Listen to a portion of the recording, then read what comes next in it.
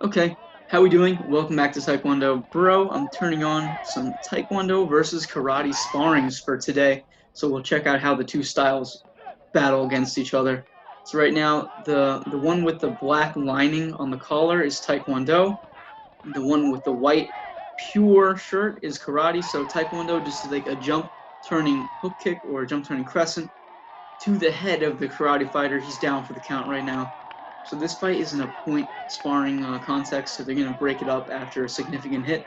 Not sure exactly what rules they're going off of here, but it looks like it's karate style rules, so punches to the head body, kicks to the legs, head, and body, some takedowns. So we'll see them moving around again. So what you're going to notice, Taekwondo guy's hands are pretty low, and what that's doing is it left him open for a couple of headshots there.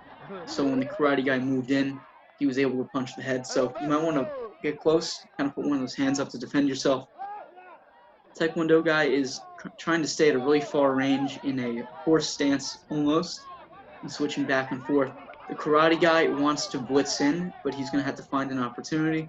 So these roundhouse kicks from the Taekwondo guy look pretty strong. And in that case, he was able to anticipate the karate guy's blitz. So when he tried to come in, karate guy got kicked. Okay, so they're going to start him back off again. So another thing you'll see is that the Taekwondo guy is, he'll crouch down, and I think he's mainly trying to provoke some type of reaction to counter. He just threw a tornado roundhouse kick there, unloading some real offensive power. But then he threw a roundhouse kick too slow. Karate guy caught it, punched over the top. So that's just one thing you got to be worried about when you're throwing too many kicks. And if the opponent knows where it's going to go, they can catch it. So try to mix up the levels.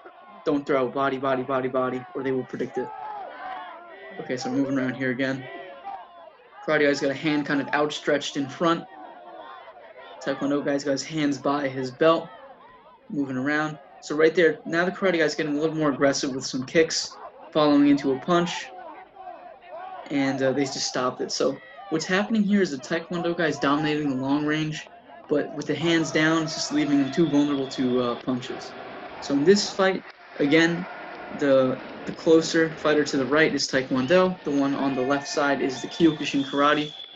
You can tell because the Taekwondo guy is going to stand more sideways and has a black collar on their uniform too. So just do a roundhouse kick over the top.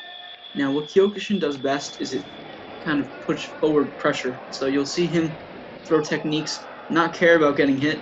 We'll dispel right there. And then Taekwondo is going to focus on keeping distance and trying to land power shots from far away. So you see strong roundhouse kick right there, but then he went out of the ring, so they're going to have to reset it. I'm not sure if that counts as a point or not. This is a pretty short fight. And again, classic just reverse punch right there. So to improve, I would say keep your hands up, and then for both of them, I would say just, kind of watch where you're going. Don't just blitz forward all the time, or don't just back up all the time because you will get anticipated. So this is going to be a cool one here. This is Taekwondo versus boxing. So the red gear is Taekwondo, and the black gear is boxing. This is in a boxing ring, so I'm not sure exactly the story behind who these people are. But as you can see right away, Taekwondo guy is focusing on some, rear leg kicks from a distance. Just did a turning hook kick, and is throwing some punches. They kind of look like haymakers, some of them. They're kind of like just looping punches. The boxer is struggling to get in close. So what's happening here is that if you're throwing kicks and you're backing off to the side or backing off just straight back and moving around, you're trying to prevent the boxer from getting close to you. You saw a lead jab right there, and then an overhead right when they got clenched up, and followed by like a little uppercut or a body hook. It's kind of hard to see because it was on the other side of his body. So they're going to restart him again in just a second, but I'm not sure if they're checking on his helmet or if he's hurt. But they will restart it. So the Taekwondo guy, you'll notice he likes to throw the reverse punch, and he also likes to throw the reverse roundhouse kick. Those are his like two main openers. Sometimes he'll throw some front kicks. What I don't like is when Taekwondo gets close, he just does this. Kind of like these big overhead looping punches. Really slow. Probably not that strong. Okay, moving around again. You see again, just these looping punches. They're just getting blocked because they're going right to the gloves of the boxer here. Now this boxer needs to get a little more aggressive, not throwing enough techniques, and it's getting checked on again. So this is an interesting case of just the range of the fight here. You want to keep the range. And the Taekwondo guy is doing something that a lot of Taekwondo guys don't, is that throwing kicks and then going right into punches when you get close. A lot of Taekwondo fighters, they will throw kicks and then they will just try to back out and throw more kicks. Sometimes you need to throw punches to keep the range away. Oh, Taekwondo guy just slipped a punch right there. So again, I'm not sure if these are instructor level or high level competitors or if they're just students at the school. It looks pretty cool. It looks like they have a big tournament set up here. And they're checking on this boxer guy again. So we'll see if this boxer here can stay close to the Taekwondo guy and then throw some nice combinations on him. So they're going to start him again just a second. So here we go. Reverse roundhouse kick and then those looping punches. Boxer's throwing some haymakers here, so I think he needs to work on keeping it a little bit tighter if he wants to win this fight. So we're going to show another fight here. Taekwondo versus karate again. This is a fun one. So they're outside. Guy in the right, Taekwondo. Guy in the left, karate. You can usually tell by their uniform, but if you can't, you know what side they're on. So karate guy just caught a kick and he got a punch off. Was unable to throw him, but it was okay because he got the point. So watch the hands of the karate guy when he gets in close. If he sees a kick coming, he'll just catch it when he hits his body, preventing it from getting out. So if you're throwing kicks, you want to slap, hit hard, and then back off so you don't get hit. Okay, so they're just waiting there. Hands it down, the Taekwondo guy, almost at belt level again. So here was a case, he tried to do like a jump hopping round kick, but was too close to the karate guy, so he got cut off. If you're going to throw a jumping kick, make sure you have the range to get there. So you get roundhouse kick again. These are some pretty strong kicks. And the karate guy, you see how he backs up? That's exactly what the Taekwondo guy wants because it gives him more space to keep throwing kicks. So if you're getting kicked, you're going to want to close range or go off to the side. Don't just back up because they will follow you. They'll just keep kicking you. Okay, let's look over here. More of this footwork. So threw an axe kick and then got taken down. So the axe kick is particularly vulnerable to getting caught and thrown, so just be careful when you throw it or that will happen to you. If you do want to catch an axe kick, you can either go for like an X and get it under or just let it hit you and grab it, whatever one works better for you. Okay, so what happened there is if you're watching a Taekwondo guy got really close and instead of punching decided to throw a kick, got caught again and was taken down. Okay, a couple of chain roundhouse kicks here. They're moving back, so they're going to run out of space in just a second, so they're going to have to fight. Let's see what they do.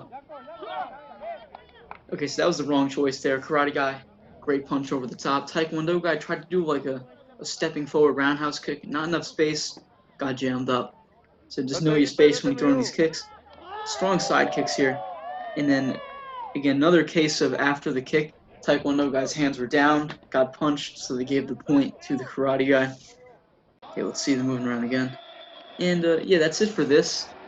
So I'll loop the fights when I'm talking so you can see something. But what I like about watching Taekwondo and karate fights is that they tend to polarize themselves when they start to fight. So you look at Taekwondo, which is kicking with some punching, and then karate, which is a little more balanced. The Taekwondo, when they fight them, I'm not sure if it's conscious or subconscious, but they will almost throw nothing but kicks.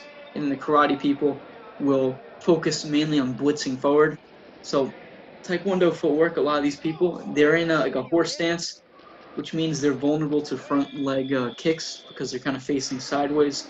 But what it does is it lets them set up for turning kicks easier and also gives them more rotation for their roundhouse kicks. But it also, since their hands are here, again, if you could circle off behind them, you could hit them in the head pretty easily. Now the the karate guys, they kind of have a more bladed stance with the hand up, kind of ready to block a little more to the face. And what they typically do here is that they won't throw as many kicks because the Taekwondo will outrange them and they will just kick them better. So a lot of these guys, they focus on catching kicks and punching. So what they're trying to do is, go against the flow of the other fighter. And, a lot of these situations, it's really cool because watching Taekwondo v Taekwondo and Karate v Karate, totally different game. When you take these styles, mix them up against each other, it really shows you what they're best at and what they're not. So all these Taekwondo guys, at the close range, they're just getting punched a lot by these karate guys, getting thrown. they got to keep their hands a little bit higher. And some of these karate guys, they got to focus more on not backing up. If you get kicked by a Taekwondo guy and then you back up, you're pretty much saying, hey, kick me again, unless you're going to counter off that. So if you're really worried about kicks, stay close. And then if you're really worried about someone blitzing towards you, try to control the distance. So kick in, back up, or kick in back to the side. So you don't want to get close to them. And you should also focus on anticipating when they're going to blitz in. So if someone's out there waiting to jump in and punch you, get them really close, you have to time it. When you see them start, that is when you have to unload a really strong technique. So it could be like a jump turn side kick, or just a side kick, or maybe a dash roundhouse kick. So it's all about timing. Got to get them on the way in, and then get out before they can counter you again. I mean, of course, nothing's ever flawless. You're going to have to deal with them at some point. But those are just a couple ways you can try to negate that. And one other thing, Taekwondo, is when I did Taekwondo and I just jumped into karate, the catching of the kicks really surprised me because you don't do that in Taekwondo. But in karate, a lot of times they'll grab your kicks and throw you. So focus on when you kick, pull it back so they can't do that. Anyways, I hope you enjoyed this style versus style fight. It's been pretty fun. Comment down below if you're Taekwondo or karate. Which one did you like better? Which fighters lost? Which ones won? Why was that? Maybe tell me what your favorite strategy is for dealing with somebody who was either kicking or punching you a lot. Anyways, I hope you enjoyed this style versus style fight.